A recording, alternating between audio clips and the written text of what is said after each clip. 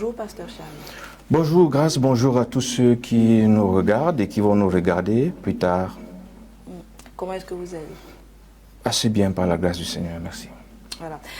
En off, je demandais aux filles sur le plateau si elles connaissent déjà la volonté de Dieu pour elles. Et les réponses étaient un peu mitigées.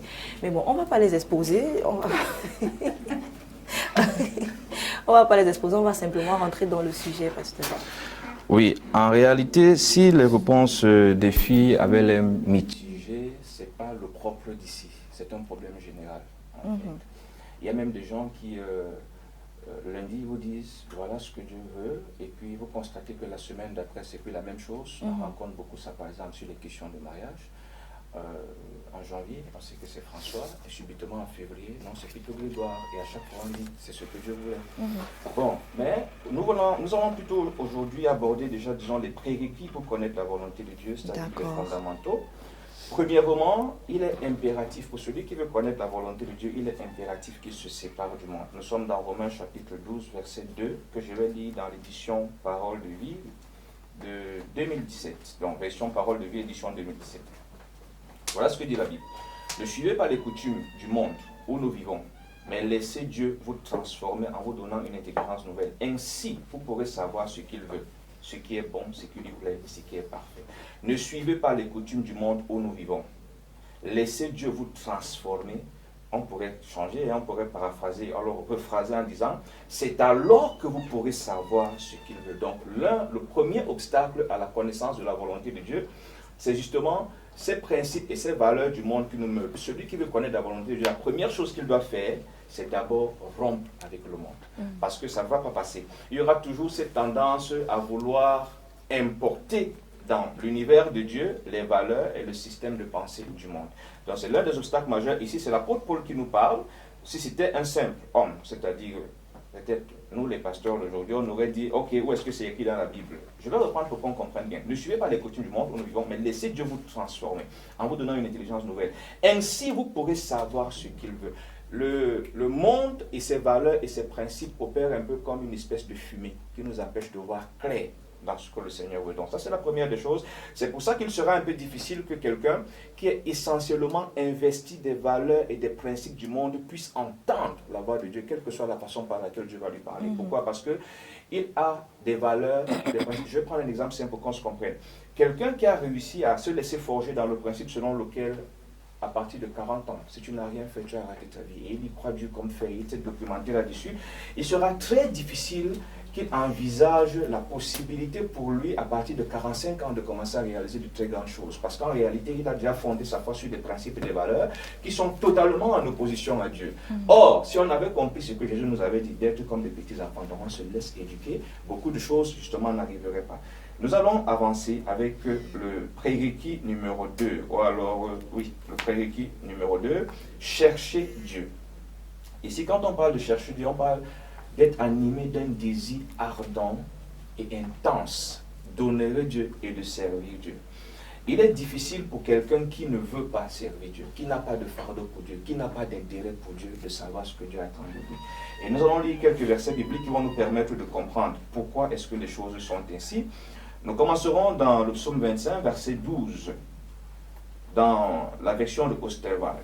Quel est l'homme qui craint l'Éternel? Il lui enseignera le chemin qu'il doit choisir. Donc on a ici une catégorie de personnes.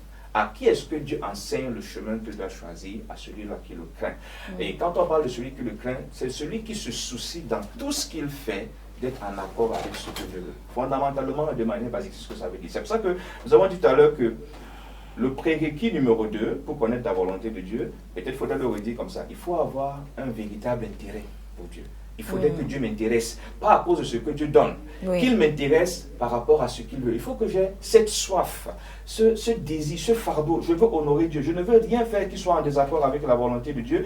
C'est le principe à partir duquel tout le reste va se construire. C'est le déclencheur de tout le reste. Nous évoluons dans nos versets bibliques. Nous sommes toujours dans le psaume 25 et le verset 14. Cette fois-ci, on va lire dans le français courant, nouvelle version français courant. À ceux qui reconnaissent son autorité, le Seigneur confie ses projets, il leur fait connaître son alliance. On a encore aussi une catégorie de personnes. À ceux qui reconnaissent son autorité. Nous allons rejoindre Matthieu 11, 28 à 29, où le Seigneur nous dit, prenez sur vous mon joug. Donc, ceux qui ont décidé, résolument, de ne plus vivre comme ils pensent, de ne plus faire ce qu'ils veulent, et qui sont animés du désir de vivre une vie conforme au Seigneur, à ceux-là, la Bible dit qu'il confie ses secrets et il leur fait connaître son alliance. Donc il vient et leur dit, bon, je me rends compte que tu veux me servir, tu veux me plaire, tu veux me rendre content, mais tu ne sais pas comment t'y prendre. Voilà ce que tu vas désormais faire. Voilà ce que tu as désormais fait. Et on voit ici que le déclencheur, c'est justement cette disposition-là. C'est justement ce fardeau, c'est justement cette volonté, c'est justement ce désir de plaire au Seigneur. Et une fois encore, c'est pas moi qui le dis, c'est la Bible. Nous venons de le lire dans le psaume 25, verset 12. Et nous allons revenir sur certains faits dans la Bible. Nous allons nous rendre compte que nous avons quelqu'un comme Saul de Tarse. Saul voulait servir Dieu, mais il s'y prenait de la mauvaise façon. Donc quand Saul persécute des chrétiens, Saul est persuadé qu'il est en train de faire ce que Dieu veut. Mais il s'y prend mal. Et le Seigneur va se révéler à lui pour lui montrer comment il doit désormais faire. Donc on voit ici, n'est-ce pas, l'importance d'avoir quand même déjà ces dispositions. Aujourd'hui, nous sommes à une époque où on a des gens qui sont d'une certaine froideur. Hier, je dirigeais une réunion hier. J'ai été impressionné. Une sœur qui est quand même, bon, en fait, une jeune femme, parce qu'il faut que je reste sur des valeurs bibliques, j'aurais du mal à l'appeler sœur. Donc une jeune femme qui est quand même dans l'église depuis plusieurs années se lève et dit, en réalité, parce que la question était, en tant que chrétien, quand tu regardes ta vie, est-ce que tu es satisfait? Et elle répondait, je ne suis pas satisfaite parce que je n'ai pas encore décidé de suivre le Seigneur. J'ai loué son honnêteté. Je dis, non, vraiment, ça c'est honnête, c'est courageux, c'est rare en pleine assemblée. Mais qu'est-ce que tu fais depuis? Parce qu'en temps quand même, tu as abandonné le monde, tu as abandonné ceci. Mais qu'est-ce que tu es en train de faire? Ce temps que tu gaspilles, qu'est-ce que tu es en train de faire? Et nous en avons. Nous avons dans nos communautés des gens qui sont froids. C'est-à-dire que, en réalité, il n'a aucun fardeau véritable pour Dieu. Les choses de Dieu, soit c'est parce qu'il est né dans une maison où les gens vont à l'église, soit c'est parce qu'en réalité, dans son environnement, les gens vont à l'église, mais il n'a pas d'engagement personnel vis-à-vis de Dieu. Parce que lorsque quelqu'un a un engagement personnel vis-à-vis de Dieu, cela s'exprime. Pas dans les grandes capacités qu'il a. Il n'est pas obligé de faire 40 jours de jeûne. Il n'est même pas obligé de faire le jeûne d'Esther. Mais dans les petites expressions de sa volonté, Dieu voit. Venons au cas de Gédéon. Gédéon avait un véritable désir de faire quelque chose pour Dieu, avait des moyens ridicules et dérisoires. Quand il va battre le froment, il ne peut régler aucun problème avec. Mais ce quelque chose qu'il a au fond de lui s'exprime quand même. Et Dieu va voir. On va voir que c'est dans la nature de Dieu. C'est-à-dire que Dieu voit. Il voit cette volonté qui s'exprime et il s'approche. Il l'a fait pour Gédéon, il l'a fait pour Saul et il va le faire pour Corneille. La Bible nous dit ceci de Corneille, quand nous allons bien lire. Nous sommes dans Acte 10, verset 2. Cet homme était pieux et craignait Dieu avec toute sa maison. Il faisait beaucoup d'aumônes au peuple et priait Dieu continuellement. Corneille veut servir Dieu. Corneille est mu de ce désir de servir Dieu. Il n'a pas trop de connaissances. Le peu qu'il a là, c'est ce qu'il fait. Il fait l'aumône, il fait du bien, ainsi de suite. Dieu voit que Corneille, s'il veut me servir, il lui manque quelque chose. Donc Dieu va venir voir Corneille. Il va lui dire, bon, écoute, je me rends compte que tu veux me servir. Je vois ce que tu es en train de faire. Je suis touché par ça. Alors, il va appeler Pierre, il va te dire ce que tu dois faire, il va t'expliquer comment les choses se passent, et justement, Corneille va envoyer appeler Pierre. Donc, il faudrait déjà qu'il y ait ce désir. Et j'aime souvent à le dire, les gens qui vont faire des prières fantaisistes, « Oh Seigneur, révèle-moi quelle est ta volonté pour moi cette année », sans être prêt à ce que cette volonté contrarie leur plan, mieux vaut ne pas prier. Et c'est pour ça que les gens font des retraites qui n'aboutissent pas, parce qu'on ne trompe pas Dieu.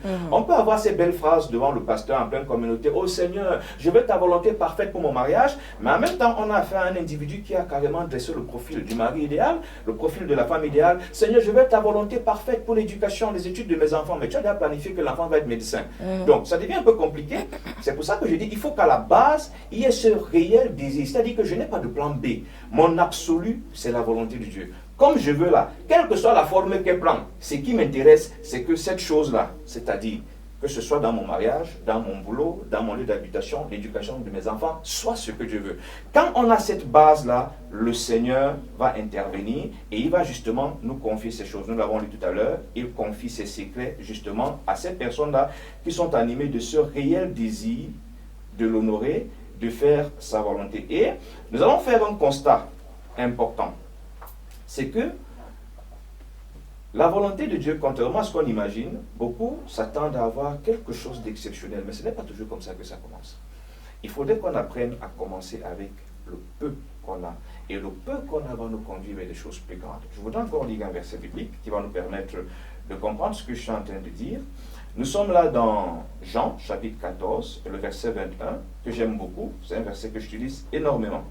Celui qui a mes commandements et qui les garde, c'est celui qui m'aime. Et celui qui m'aime sera aimé de mon Père. Je l'aimerai et je me ferai connaître. Pour ceux, et j'aime souvent l'utiliser pour parler un peu de ceux qui aspirent aux révélations, ainsi de suite. Jésus dit ici que celui qui garde mes commandements, donc celui qui les reçoit, qui les garde, il m'aime. Et celui qui m'aime, mon Père va l'aimer. Et moi aussi je vais l'aimer, je vais me révéler à lui. Je vais venir lui, je vais lui permettre de me connaître dans qui je suis, de me connaître dans ce que je veux.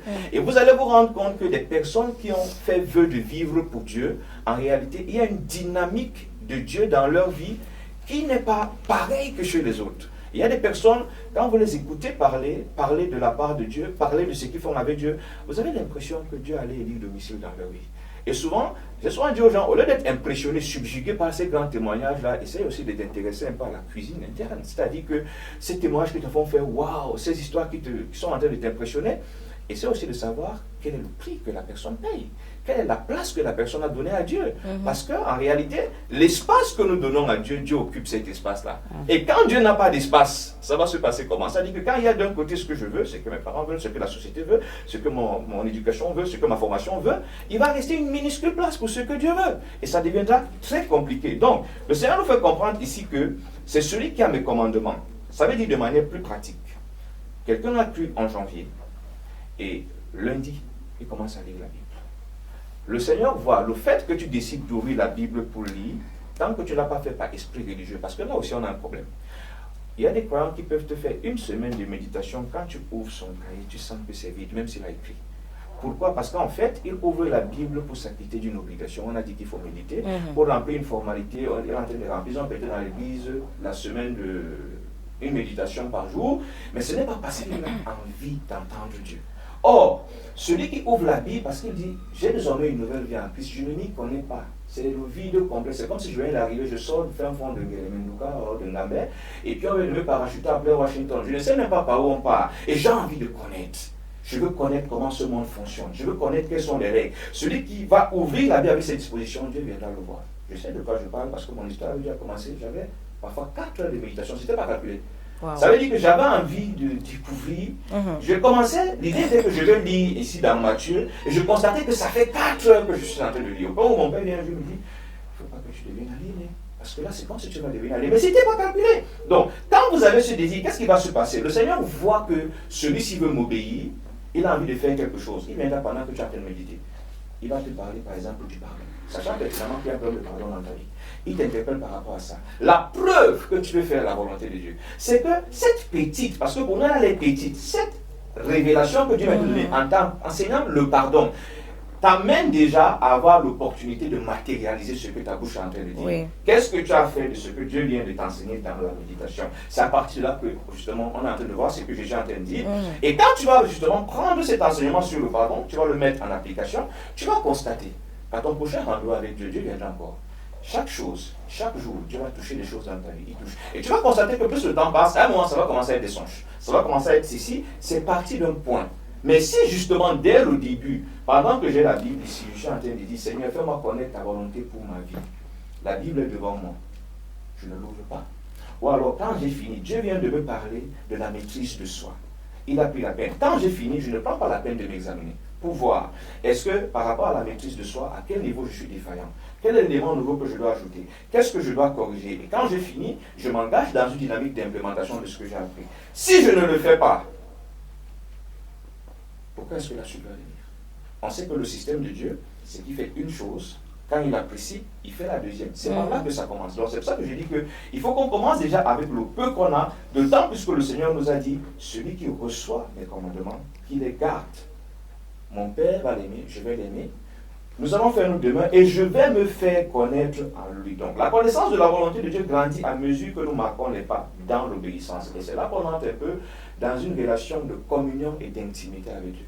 C'est différent. On a beaucoup de gens qui sont simplement en relation avec Dieu. Tu peux être en relation avec ton voisin. C'est des relations de bonjour, bonsoir. C'est des relations d'événements. Quand il y a une fête, je viens l'assister.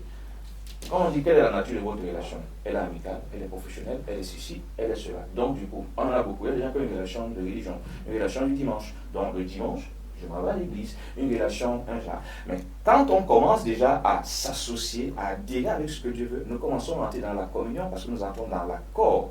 Nous commençons à entrer dans l'intimité parce que là, on gère dans un couloir externe avec Dieu. Et c'est dans cette intimité qu'on va découvrir plus tard dans Jean 15, Jésus dit que non, mais je vous appelle plus serviteur.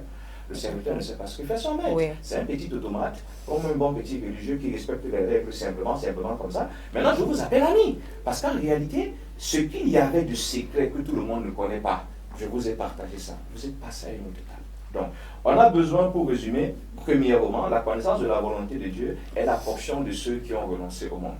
Deuxièmement, la connaissance de la volonté de Dieu est la portion de ceux qui sont armés d'un réel désir de servir Dieu, de l'honorer dans tout ce qu'ils sont en train de faire. Un réel désir. Et troisièmement, cette volonté d'obéir à Dieu, de connaître la volonté de Dieu, s'exprime dans l'exploitation ou la mise en pratique du peu qu'on connaît déjà. Un peu comme Gédéon. Le peu que j'ai, je commence à le faire. Tu as cru en janvier, nous sommes aujourd'hui en février. De janvier en février, Dieu t'a dit quoi? De manière basique. Le premier moyen d'expression de Dieu le plus courant, c'est à travers sa parole. Qu'est-ce que tu en as fait? C'est à partir de là que ton désir de connaître la volonté s'exprime et Jésus nous a donné le secret. Quand tu vas le faire, il va venir et il va se révéler davantage à toi. Il va désormais t'expliquer déjà des choses dans ta vie qui sont un peu bizarres. Ensuite, il va t'expliquer certaines règles de vie. Peut-être même, et c'est pour ça qu'on a des gens à qui Dieu a révélé même des secrets dans le domaine entrepreneurial. Il y a des gens, moi je connais une servante de Dieu, c'est Dieu qui a fait d'elle une femme propre. Ça dit qu'elle était désordonnée et très sale. Un jour, mais elle cherchait Dieu. Un jour, quand elle veut courir pour aller dans son lieu de prière, elle entend une voix qui lui dit, regarde mieux, regarde où tu viens me prier. Arrange ça. Et voilà comment, quand elle arrange, elle finit. Elle se met à genoux pour prier. Dieu continue le reste. Donc Dieu a fait son éducation. Et ici, je ne parle pas des choses spirituelles. C'est-à-dire que Dieu lui a appris à être une femme rangée, à être une femme propre, même dans la cuisine. C'est-à-dire que lui apprendre quand un repas, le mot français c'est quoi? Quand il s'est gâté, ou bien quand il a levé, il s'est levé, voilà. Comment on fait pour le rattraper? Dieu entre dans ta vie et il commence à opérer, à t'éduquer, à bâtir, parce que désormais ta vie devient le présentoir de sa gloire. Oui. Mais ça part du fait que toi-même, dès le début, tu as dit que ma vie là, quand on m'a baptisé, j'ai tout laissé là-bas. Tout ce qui est ici là, Seigneur, si tu vas amener à gauche ou à droite, ça te regarde. Voilà un peu ce que nous allons dire aujourd'hui pour qu'on comprenne de manière simple et que pour ceux qui ne sont pas encore capables de dire voilà la volonté de Dieu pour moi, qu'ils comprennent déjà quels sont les pas qui doivent marquer. Merci. J'ai beaucoup aimé le deuxième et le troisième point. Le troisième point surtout parce qu'on cherche la volonté de Dieu seulement quand on se retrouve face à des grosses situations, des grosses décisions à prendre. Par exemple, le mariage, c'est quand vous se mariez qu'on commence à réfléchir à la volonté de Dieu. Alors que par l'obéissance, jour après jour, on devient sensible à sa voix. Voilà, on devient sensible. On apprend à reconnaître comment est-ce qu'il parle. Effectivement, et même mieux, l'une des particularités, je vais revenir sur la relation entre Abraham et Dieu, qui est très, pour moi, c'est une relation qui me challenge toujours. Regardez le grand Dieu qui a fait les cieux et la terre. Il prend la décision de détruire Sodome et Gomorrhe. Il s'arrête et dit que, est-ce que je vais cacher à Abraham ce que je vais faire? Pourquoi? Parce qu'à Sodome et Gomorrhe, il y a une parenté d'Abraham. Donc, si je frappe là-bas, Abraham va avoir mal. Si Abraham a mal, moi ça me dérange. Dieu, et quand vous le lisez, quand Dieu parle à Abraham, on a l'impression que Dieu se justifie. Parce que Dieu explique à Abraham pourquoi il va le faire. Sodome et Gomorrhe a fait ceci, j'ai donc décidé que Dieu, le grand Dieu. Maintenant, qui est Abraham? Abraham, c'est l'homme à qui Dieu vient et lui dit, bon écoute, dans le confort de toute ta vie, tu m'arrêtes tout ça et puis tu te lèves, on va quelque part. Et Abraham aussi, promptement, comme s'il n'avait rien, comme s'il n'avait rien, il commence à suivre. Voilà l'homme, et on voit comment ça se passe. Si on avait compris ces choses, et je viens à ce que je t'ai soulevé tout à l'heure, ceux qui sont des intimes de Dieu, ils n'attendent pas pour dire quelle est la volonté de Dieu. Pourquoi? Parce que avant, j'aime à le dire, peut-être je profite pour le partager ici, je suis encore au lycée, quand je sais que je vais avoir 2 garçons. Et je suis au lycée étant puceau. Quand je sais que j'aurai 2 fils. Donc du coup, quand ma femme est enceinte, je lui dis, on va faire l'échographie pour la forme, mais l'enfant qui est dans le ventre est un garçon. On va faire l'échographie, c'est un garçon. Quand elle a la deuxième grossesse, je lui ai dit, on va quand même, puisqu'on a demandé à l'hôpital pour faire des échographies, mais c'est un garçon qui est dans le ventre. Et c'était effectivement un garçon. Il y a des efforts que nous partons fournir, parfois on commence à embrasser même des esprits, parce que justement, quand on fait parfois ce que vous avez soulevé là, beaucoup se mettent en contact avec des esprits qui leur racontent des histoires qui n'ont rien à voir avec Dieu. Exactement. Parce qu'ils sont tellement concentrés, ils veulent absolument entendre une voix, et puis justement, une voix va se faire entendre qui n'est pas forcément celle de Dieu. Yeah. Alors que c'est dans cette relation, dans cette intimité-là, on l'a lu tout à l'heure dans le psaume, Dieu te révèle ses secrets, ses projets. Écoute, François, tu vas arriver, voilà ce que tu vas devenir, et puis voilà ce que tu vas faire quand ça va arriver. Tu as l'information. Quand le phénomène se produit comme une alerte, c'est là que tu vas dire, attends, il faut que j'aille consulter mes documents. C'est comme si ça va, Dieu m'avait dit ça quelque part. Quand je regarde, maintenant, je sais comment prendre la décision. Ce n'est pas là que je commence à vouloir faire comme un moine qui doit se concentrer, se connecter aux ondes. Souvent, ça ressemble un peu à des incantations qu'on fait. Voilà. Donc, si dès le départ, on pose ce fondement de cette relation d'intimité, de communion avec Dieu, on va se rendre compte que ce qu'il y a à savoir sur notre vie, sur nos familles, sur nos parents. J'ai eu la grâce et dans la présence de Dieu que j'ai su pourquoi mes parents se sont séparés. Et ça se produit quand ma mère est en séjour chez moi. Quand je sors de là, je lui dis, maman, excuse-moi un peu, avant ton mariage, j'ai eu tel événement. Comment tu le sais? Mais je vous ai dit que je sais un Dieu vivant. Et mon Dieu est l'expert du Congo sans non nocif. Et voilà comment je découvrais la cause de la séparation de mes parents. La même heure, j'appelle mon père, papa, je serai chez toi demain matin. Quand j'arrive, je lui pose la même question. Mais comme lui, c'est quelqu'un qui a servi, je lui dis, bon, voilà ce qui s'est passé, je mets les éléments à sa disposition, je lui dis, ok, ce que tu as reçu est vrai. Or, pendant des années, j'en ai souffert. Avec 1000 versions, chacun racontait sa part, et c'était des hommes de Dieu. Chacun raconte, je ne sais où mettre de la tête. Dieu, voyant que ça trouble, un jour est venu et a dit, voilà ce qui s'est passé. Et ça fait partie du privilège que nous avons en Christ. Ce n'est pas pour une catégorie, les pasteurs, les bishops, ça n'a rien à voir. C'est une question de disposition. Si Dieu est pour toi un détail, tu vivras Dieu en détail. Si Dieu est ton absolu, tu vivras d'une manière pleine. Yes, je crois que c'est cette parole. Hermine, tu avais une question? Non. D'accord. Maintenant, pour sortir, pasteur, j'aimerais quand même dire quelque chose, la motivation. La motivation. Parfois, on est motivé. Je parle de ça parce que j'ai été frustrée un jour, un pasteur qui priait et qui avait je sais pas si des paroles de connaissance. En tout cas, il parlait dans la vie de tous ceux qui étaient là. Et pratiquement tous ceux qui étaient là, il vient ici. Toi, tu vas voyager, tu vas traverser les océans. Toi, les choses à nos yeux glorieuses. Et quand il arrive chez moi, pasteur, la prière, il commence à taper mes genoux. La prière, l'intercession. Je suis en mode, mais pasteur, mais... Ma part, c'est seulement ça. En fait, pour moi, c'était pas aussi glorieux en fait que ce qu'on disait. Donc parfois, on est motivé à chercher la volonté de Dieu parce qu'on se dit, tel frère m'a dit que le Seigneur m'appelle à être pasteur, le Seigneur m'appelle à tel niveau de gloire, et je ne sais pas trop. Et on part aussi chercher parce qu'on pense que c'est ce que Dieu va nous dire. Oui, mais c'est pour ça que j'ai dit au début qu'il faudrait qu'on soit animé du désir d'honorer Dieu et de servir Dieu. Yeah. Quand je suis animé du désir d'honorer Dieu, je ne cherche pas ce qui me satisfait. Et c'est le modèle basique que Dieu nous a donné. Toutefois, non pas ce que je veux, mais ce que tu veux. Celui qui cherche Dieu ne cherche pas à se servir de Dieu. Celui qui veut la révélation qui lui parle du voyage est un petit malin et un petit malhonnête. Parce qu'en fait, il veut se servir de Dieu pour s'accomplir. Et ça, tous ceux qui le font finissent par entrer dans des pièges très compliqués. Mais celui qui veut juste servir Dieu, il est heureux quand Dieu lui dit, écoute, toi, je t'appelle à être missionnaire dans les forêts de l'Est. Le plus important pour lui, c'est d'être sûr qu'il est là où Dieu veut, faisant ce que Dieu veut, comme Dieu veut, et il puise sa joie dedans. Et c'est pour ça que j'aime souvent dire dans certains programmes, j'explique aux gens que si tu ne t'épanouis pas, si tu n'es pas épanoui avec la vie que Dieu a choisie pour toi, il y a un problème. Il y a un problème parce que si tu as honte de la vie que Dieu a choisie pour toi, malgré tes grands diplômes, ton doctorat, tu dis, je préfère que tu sois un instituteur missionnaire dans les camps de mission, un peu dans les coins reculés là, et tu regardes ça comme un gâchis. Si tu as honte de la vie que Dieu a décidé, tu as honte de Dieu. La Bible nous dit ce qui se passe de ceux qui ont honte de Dieu. Donc, je ne peux pas avoir pour motivation dans ma vie honorer Dieu. Et maintenant, je suis extasié quand la révélation semble clinquante, là, intéressante, et attristé quand elle allait. Non, pour moi, la volonté de Dieu, quelle que soit la forme qu'elle prend, me satisfait et je m'épanouis avec. Va dans l'avion, soit. C'est une anecdote que j'ai rapidement. Moi, je connais un frère qui a tellement vécu entre des hôtels de luxe. J'ai dit des hôtels où je lui dis que quand je vois comment certains serviteurs de Dieu ici, dès qu'il est dans un petit hôtel ici au Cameroun, là, on ne respire plus. S'il dort dans l'hôtel dont je me montre les photos là, quand il va rentrer, s'il va dire aux chrétiens que sa sueur se fait dans le milliardaire. Et il m'appelle et me dit, s'il te plaît, prie le Seigneur, je ne veux pas le servir. Je veux vivre dans une maison normale. Et là, il était dans un boulot où on le logeait dans de très grands hôtels. Et les hôtels avaient des cartes où il y a un niveau où tout le monde n'accède pas. Et vous voyez un hôtel de luxe, un lit avec six oreillers, chaque oreiller avec son objectif pour ta santé et tout. Mais pour lui, ce n'était pas ça. Il ne veut pas dire, une maison là, tranquille. Là où un autre, dès que Dieu lui dit ça, il va parler en langue d'une semaine.